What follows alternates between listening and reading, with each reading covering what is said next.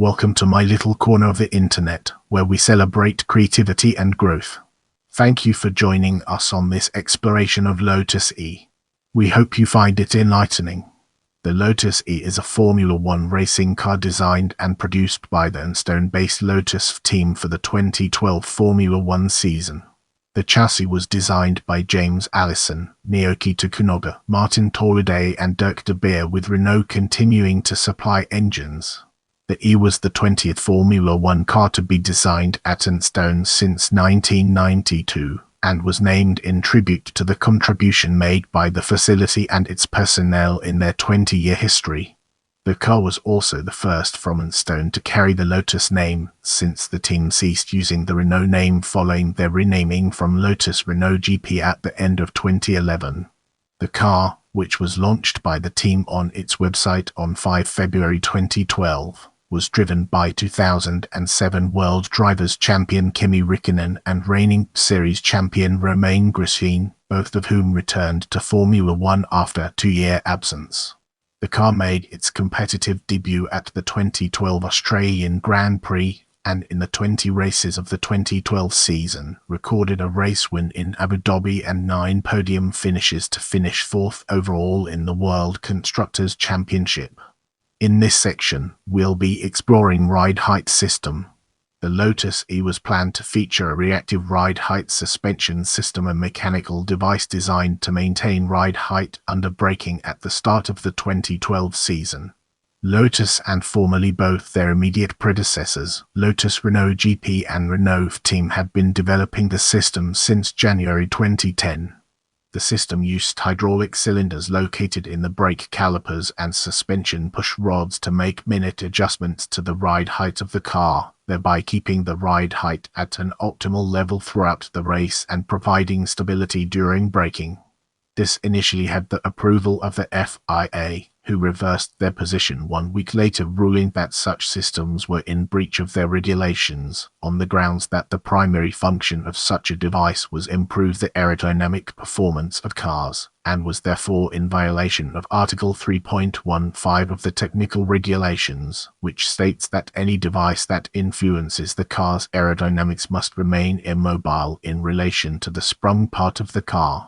The teams were notified of the FIA's decision on 20 January 2012, and as a consequence, the reactive ride height system did not feature on 2012 cars. Moving ahead, let's uncover the hidden gems within testing problems and discover their significance. The team was forced to withdraw from the second pre-season test in Barcelona when Romain Grosjean complained about a strange feeling in the chassis while driving on the opening morning of the test. The team gave no official diagnosis of the problem at the time, but speculation within the media suggested the problem was related to the front suspension and that the problem presented itself at the Circuit de Catalunya because of the higher lateral loads placed on the chassis at the circuit than those experienced at Jerez. James Allison, the team's technical director, later confirmed that the team had identified the problem as being the mounting of the upper front wishbone on the rear suspension arm. Grosjean had been testing the chassis designated E2 at the time. The chassis E1 was returned to the team's Stone facility following completion of testing at Jerez. Upon discovering the problem, Lotus initially prepared chassis E1 to be transported to Barcelona to complete the test, but simulations revealed that the problem was also present on E1, and so the team decided to withdraw from the remainder of the test with immediate effect. The problem was then corrected in time for the team to start the season. Brace yourself for a deep dive into the device as we explore its impact and relevance in our evolving narrative. The Lotus E was one of the only cars on the 2012 grid to use a version of the double DRS system used by Mercedes on the rear wing of the wood chassis. The wing used the F-duct concept developed by McLaren in 2010, which blew air across the surface of the wing to store it, thereby cancelling out all downforce and drag running over the wing, allowing the car to achieve a higher top speed. The system developed by Mercedes was reported to create an F-duct effect over the front wing when the drag reduction system DRS flap in the rear wing opened. Opening the flap would expose two vents, which channeled air back through the car and over the front wing, cancelling out the downforce generated by the front wing with the intention of increasing stability in high-speed corners. Lotus initially opposed the system and filed a formal protest as they believed it to be a movable aerodynamic device and therefore in violation of Article 3.15 of the Sports Technical Regulations, the same article under which the E's reactive ride height system had been challenged. The FIA ultimately rejected Lotus's protest, allowing Mercedes to continue using the double DRS device and paving the way for Lotus to introduce their own version of it. 2 days after the 2012 Hungarian Grand Prix, the teams unanimously agreed to ban the use of double DRS systems for the 2013 season. Nevertheless, Lotus continued their development of a double DRS system, which they referred to as the device, and anticipated its introduction at the Belgian Grand Prix 1 month later. However, heavy rain in the first 2 practice sessions at the Spa-Francorchamps circuit delayed the device's introduction. The team's plans were further put on hold after Romain Grosjean was banned from taking part in the Italian Grand Prix for his role in a multi-car pile-up at the start of the Belgian Grand Prix.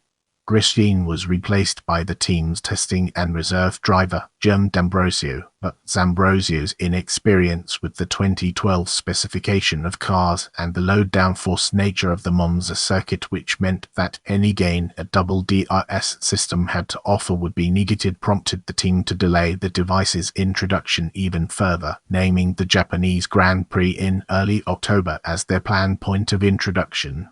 The team used the double DRS system as planned during Friday practice, but shelved it until the 3rd round of young driver tests in November after being unhappy with their progress. Kimi Räikkönen admitted that using the system made finding the proper setup for the car much more difficult than without it. By comparison, Red Bull Racing introduced their own variant on the system at the Singapore and Japanese Grands Prix, which was credited with aiding Sebastian Vettel in securing 2 race wins. By the end of the season, and in spite its extensive development program, the device was never raced.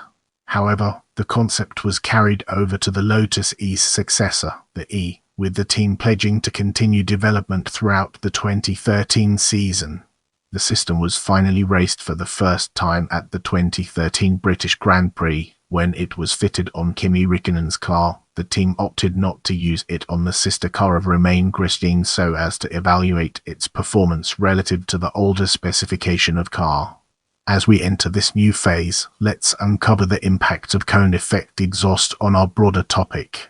With the double DRS device shelved for the foreseeable future, the team instead turned their attention to the exhaust, introducing a cone effect system for the Korean Grand Prix.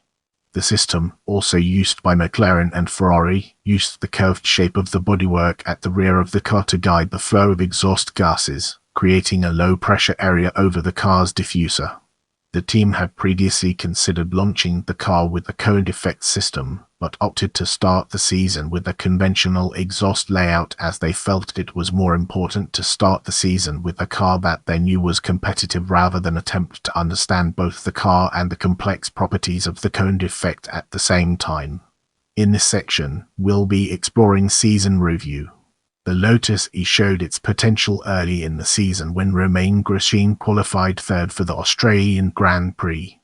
However, the team would go on to experience a difficult season in which they never quite made the most of the car's potential, let down by poor race management and frequent entanglements in on-track incidents.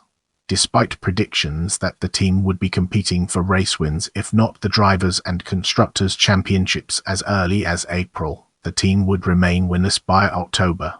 Grosjean's strong performance in qualifying for the race in Australia came to nothing when he made contact with Pastor Maldonado on the 2nd lap and retired on the spot. Kimi Räikkönen, who had struggled in qualifying and started the race from 17th place, made the best of a bad situation to finish the race 7th. The team fared little better in the next race in Malaysia. Both Grosjean and Räikkönen qualified comfortably inside the top 10, but Grosjean made contact with Michael Schumacher on the first lap and slipped down the order before spinning off, while Räikkönen was given a grid penalty for an unscheduled gearbox change and had to fight to recover to fifth. The team's troubles continued in China. Once again, both drivers qualified inside the top 10, but Räikkönen's race was compromised by poor tyre management and he lost 11 positions in a single lap. Grosjean, on the other hand, managed a clean race and was rewarded with his first points in Formula One. The Bahrain Grand Prix represented a breakthrough for the team, with both Räikkönen and Grosjean finishing the race on the podium behind race winner Sebastian Vettel. Both drivers had challenged Vettel for the lead over the course of the race, and while neither managed to catch the reigning world champion, it was an encouraging sign for team, and one that they would back up at the next race in Spain, with Räikkönen scoring his second consecutive podium after attempting a daring strategy in which he tried to force race winner Pastor Maldonado and Fernando Alonso to drive beyond the life expectancy of their tyres. Räikkönen ran out of laps before Maldonado and Alonso ran out of grip, and the 2007 world champion finished third, with Grosjean fourth. The team's fortunes came crashing back down to earth in Monaco when Grosjean was at the center of a first-lap accident that put himself, Maldonado, Camu Kobayashi and Pedro de la Rosa out of the race. Räikkönen, meanwhile, struggled after losing valuable track time during Friday practice, as he was unhappy with parts introduced onto the car for the race. He qualified 8th and went on to finish the race 9th. The team's performance in Monaco proved to be an exception rather than the rule, as Grosjean went on to finish the Canadian Grand Prix in second place after race leaders Alonso and Vettel fell victim to the ultra-sensitive Pirelli tyres. Grosjean later admitted that he had not thought a podium was possible until he found himself running second with 3 laps left to run. Räikkönen, on the other hand, missed out on a spot in the top 10 on the grid, and so had to work his way up from 12th to 8th. Grosjean was in contention for his maiden race win in Valencia after an alternator failure forced race leader Sebastian Vettel to retire. Grosjean kept pace with new race leader Fernando Alonso, only to fall victim to the same alternator failure 7 laps later. Räikkönen, meanwhile, took advantage of this to finish the race second behind Alonso. The British Grand Prix proved disappointing for Lotus, with Grosjean spinning off during qualifying and Räikkönen struggling with the wet conditions. In the race, Grosjean made contact with Paul Di Resta on the first lap. Di Resta retired, while Grosjean was forced to pit for a new front wing, shuffling him back down the order to 23rd. He later recovered to finish 6th behind Räikkönen. Both drivers having struggled to match the leaders for pace or race longitude. Both drivers struggled in qualifying for the German Grand Prix, with Räikkönen starting 10th after being caught out by heavy rain in the middle of the session, and Grosjean managing no better than 15th. Räikkönen, however, recovered in the race to finish 4th, inheriting a podium when Sebastian Vettel was given a 20-second post-race penalty for passing Jenson Button off the circuit. Grosjean, meanwhile, finished 18th, a lap behind race winner Alonso. The team bounced back once again in Hungary, with Grosjean qualifying on the front row and finishing 3rd after the team managed to find a strategy for Räikkönen that saw him steal 2nd place away from his teammate. Disaster struck in Belgium. Romain Grosjean was once again involved in a first-lap incident when he cut across the circuit at the start, clipping Lewis Hamilton and being launched into Alonso and Sergio Perez. The violent nature of the accident led to the stewards handing down a 1-race ban for Grosjean. Räikkönen salvaged what he could to finish 3rd, but expressed disappointment with the results given his previous achievements at the circuit, including 4 wins in 5 starts. With Grosjean forced to miss the Italian Grand Prix, the team drafted their testing and reserve driver, Guillaume D'Ambrosio, to drive car for the race. D'Ambrosio qualified 16th and took advantage of high-profile retirements for Sebastian Vettel and Jenson Button to finish 13th, the last car to be classified on the lead lap. Räikkönen had a quiet race, starting 5th and finishing 7th. Grosjean returned to the car in Singapore, and once again out-qualified Räikkönen, starting 8th while his teammate could do no better than 12th. In the race it was Räikkönen who performed better, finishing 6th, a second ahead of Grosjean. Despite not having won a race by this point, Räikkönen remained in championship contention, sitting in 3rd place, 45 points behind championship leader Fernando Alonso. While Alonso's nearest rival, Sebastian Vettel, would make significant inroads into Alonso's championship lead in Japan, Räikkönen went on to finish 6th after making contact with Alonso during the start that forced the Ferrari driver out of the race. Grosjean, on the other hand, was once again caught up in a first corner melee, making contact with Mark Webber and earning a 10-second stop-go penalty for his troubles, a harshest in-race penalty available to the race stewards. With 8 first-lap incidents from 14 starts to his name in 2012 alone, Red Bull Racing Team principal opined that Lotus needed to control Grosjean, describing the Frenchman as dangerous to himself and others. Both cars finished in the points once more at the Korean Grand Prix, with Räikkönen and Grosjean finishing where they started in 5th and 7th place, but the team lost further ground to Red Bull Racing and Ferrari in the World Constructors Championship. The team scored another double points finish 2 weeks later in India, with Räikkönen finishing 7th, having spent much of the race stuck behind Felipe Massa, and Grosjean climbing from 11th to finish 9th overall. Räikkönen would later claim that a podium finish was possible, but mistakes made during the final free practice session and qualifying cost him dearly. 1 week later in Abu Dhabi, Räikkönen picked up 2 positions off the start line to be second as the cars began their first lap, inheriting the lead when Lewis Hamilton's McLaren developed a terminal electrical fault that forced him out of the race. Räikkönen held on to the position for the remainder of the race despite a late challenge from Fernando Alonso, finally winning Lotus' first race in 2012, 6 months after it had been predicted. Romain Grosjean, on the other hand, was involved in early contact that forced him to pit to repair damage. He recovered to 5th, but retired when Sergio Perez veered sharply onto the circuit after being forced off by Paul di Resta. Perez and Grosjean made contact, pushing Grosjean into the path of Mark Webber, and the two retired with collision damage. The team were unable to continue their winning form in the United States, despite Räikkönen's surprise at a strong qualifying performance when both he and Grosjean had struggled for grip throughout free practice. Any potential for a podium finish was lost when Grosjean spun early in the race and a clutch problem held Räikkönen during his one and only pit stop. Räikkönen and Grosjean went on to finish in 6th and 7th places respectively, while Lewis Hamilton's race win put 3rd place in the World Constructors Championship out of Lotus's reach. The team scored just a single point at the final race of the season in Brazil, when Räikkönen finished 10th. Grosjean spun out and crashed heavily early on in difficult conditions, while Räikkönen made a poor tyre choice and fell down the order. He was later running as high as 6th, but lost a considerable amount of time in a bizarre incident where he left the circuit and attempted to rejoin using the support paddock pit lane, only to find that the way was blocked, which forced him to turn around and rejoin the circuit another way. He recovered to 11th, which became 10th when Paul di Resta crashed out 2 laps from the end of the race. In this section, we'll be deep diving into sponsorship and livery, unraveling its complexities and uncovering valuable insights.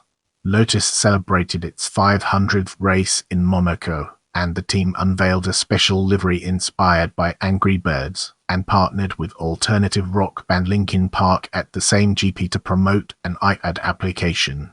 The team promoted the movie The Dark Knight Rises at the 2012 British Grand Prix. The team promoted the game Angry Birds Star Wars at the 2012 United States Grand Prix. In this section, we'll be peeling back the layers of complete Formula One results to reveal its true essence. Key results in bold indicate pole position. Results in italics indicate fastest lap.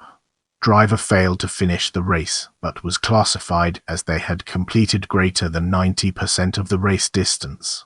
Get ready for a thought-provoking discussion as we delve into other appearances and its impact on our understanding. This car was also featured in the music video for Dangerous by Sam Martin and David Guetta. As we move forward, let's uncover the untold stories and fascinating intricacies of later uses. The E was run in the Renault livery for demonstration laps by Robert Kubica throughout 2017. Aceel Al-Hamid completed a celebratory lap in the E-car ahead of the 2018 French Grand Prix. The car was also run in 2022 in the Alpine livery for demonstration laps by Al-Hamid and Abby Pulling. If you found this video helpful, give it a like and share it with someone who might benefit from it.